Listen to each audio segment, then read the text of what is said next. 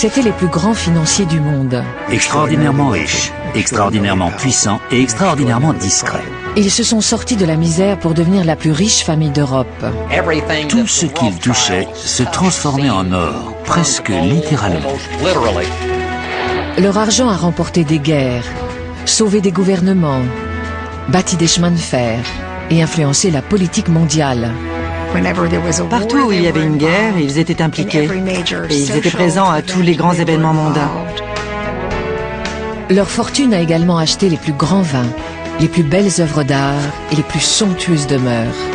De magnifiques collections de tapisseries et de tableaux. Durant 200 ans, ils ont combattu l'establishment, l'antisémitisme et parfois les membres de leur propre famille.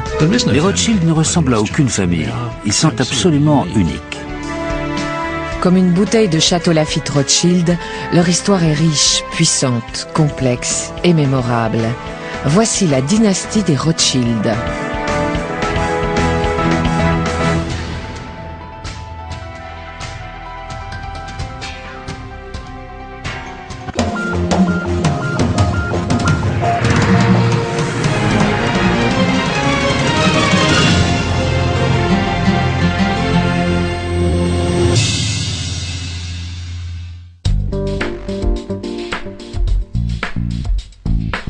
Printemps 1995. Un jeune homme de 25 ans fait une pause cigarette devant une compagnie financière. Il échange quelques mots avec un autre fumeur, Timothy Baraket, qui lui parle de son intention de lancer une société d'investissement. Quand le jeune homme lui propose ses services, Baraket hésite. Puis l'inconnu lui dit son nom. Il est Nat Rothschild, la 7e génération de la célèbre famille de banquiers. Bien qu'il soit jeune et relativement inexpérimenté, Nat est embauché. Nat Rothschild est entré dans le métier notamment pour être ce qu'on appelle un faiseur de pluie, quelqu'un qui peut développer une activité et lever des fonds. Bientôt, Nat ne se contente plus de réunir de l'argent, il l'investit et montre un grand talent pour la prise de risque et les investissements à fort rendement. Il s'est imposé comme un investisseur avisé dans le monde entier. Il mettait de l'argent dans les secteurs les plus risqués des pays émergents. Il a par exemple fait de gros investissements en Russie.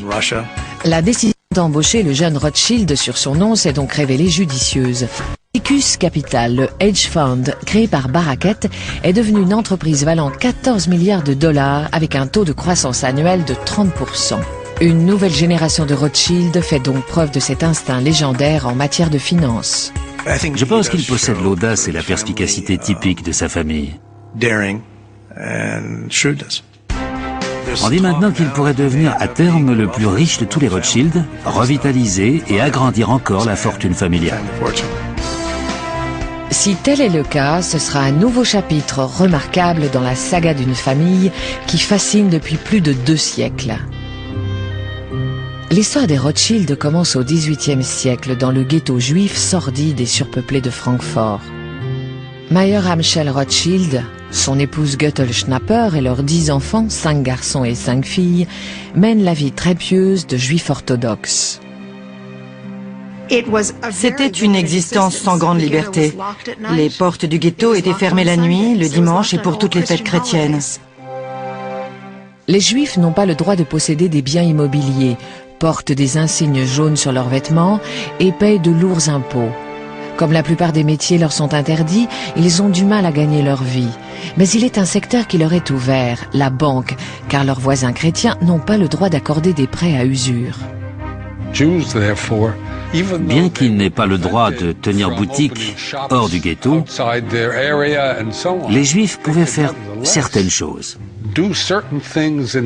notamment le change et le prêt d'argent, ce qui n'était pas autorisé à leurs concurrents non-juifs. Le change d'argent est une activité importante dans l'Allemagne du XVIIIe siècle, car le pays compte des centaines de municipalités qui ont chacune leur propre monnaie. Or, Mayer Amschel est particulièrement doué pour les affaires. Il était très fort en calcul. Bien sûr, à l'époque, il n'y avait pas de calculatrice. Il faisait tout de tête. Il commence alors à revendre des pièces de monnaie anciennes, des médailles, des antiquités et des curiosités. il a aussi du flair pour repérer les opportunités commerciales. Il avait un grand esprit d'entreprise. Il a eu l'intelligence de comprendre que le meilleur moyen de réussir, c'était de se faire connaître auprès d'une grande famille princière de l'Empire austro-hongrois. Il a choisi le prince le plus riche, qui, par chance, vivait à proximité. Le prince Guillaume de Hesse-Kassel a fait fortune en louant ses soldats aux Britanniques comme mercenaires. Les Hessiens, comme on les appelle alors, se sont battus par exemple dans les colonies américaines. Mayer-Amschel sait que le prince Guillaume a une passion qui pourrait être son ticket d'entrée à la cour, la numismatique. Il est allé voir Guillaume de Hesse-Kassel, lui a donné des pièces et a fait une partie d'échecs avec lui. Son but était de se faire bien voir, et très lentement, ils ont tissé des liens. C'est une décision avisée. Bientôt, le prince lui fait suffisamment confiance pour l'autoriser à investir de l'argent pour son compte. Il lui a donné environ 800 livres, ce qui était une grosse somme d'argent à l'époque. Il lui a également permis de se présenter comme l'agent du prince Guillaume. Comme ses affaires sont florissantes, il est rejoint par ses 5 fils, Amschel, Salomon, Nathan, James et Karl, qui se chargeront des relations avec les clients. Les 5 filles travaillent aussi, mais à la maison. Les filles faisaient les travaux d'écriture. Elles tenaient les livres de compte. Leur père insiste sur un point. En affaires, ils doivent respecter sa philosophie. D'abord, toujours payer vos factures à temps. Ne jamais avoir de retard. Ne jamais contracter de dette. Ensuite, être scrupuleusement honnête dans toutes vos transactions. Honnête et franc. Pour qu'il n'y ait jamais aucune suspicion de tromperie associée au nom des Rothschild. Cette approche porte ses fruits. En 1796, Mayer-Amschel est l'un des 10 juifs les plus riches de Francfort. Mais le ghetto est trop étouffant pour Nathan, son 3e fils. Nathan était de loin celui qui aimait le plus prendre des risques et le plus audacieux. Il voulait affronter le monde. Il était impatient de quitter Francfort pour ouvrir l'entreprise sur le monde.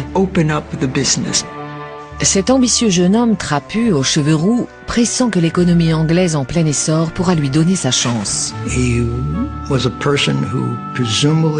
C'était quelqu'un qui avait un but et la ténacité nécessaire pour l'atteindre. Malgré son manque de maîtrise de l'anglais, Nathan s'installe à Manchester, le cœur de l'industrie du textile, et commence à exporter du tissu à destination de son père à Francfort et du reste de l'Europe. Il était extrêmement malin et déterminé. Il n'avait aucun loisir. Son seul hobby, c'était son travail. Il y passait toutes ses journées. Il était très ambitieux. En 1806, il consolide sa nouvelle identité anglaise en épousant Anna Barren-Cohen, la fille d'un riche financier juif. Il s'installe à Londres et, avec le soutien de son beau-père, ouvre son propre établissement financier, N.M. Rothschild et Fils. Il n'a pas fallu longtemps pour qu'il acquiert une place de leader auprès de ses frères. Il était tous les matins à la Bourse de Londres, où il avait même sa place de prédilection à côté d'une colonne. Mais bientôt le destin de Nathan bascule. Les actions d'un ambitieux général français vont propulser la famille Rothschild vers des sommets en termes de puissance et de richesse.